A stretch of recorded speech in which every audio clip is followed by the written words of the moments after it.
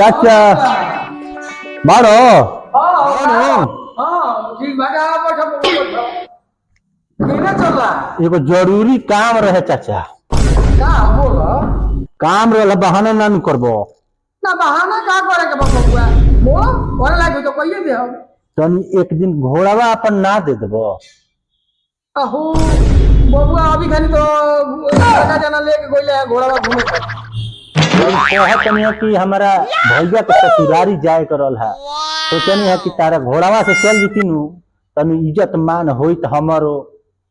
घोड़ावा तनी ऐसा एक दिन खातिर दे देतो हो जित का। अरे कहत नहीं कि बबुआ की बड़ जना लेके गइल बड़े घूमे खातिर चाचा हां बा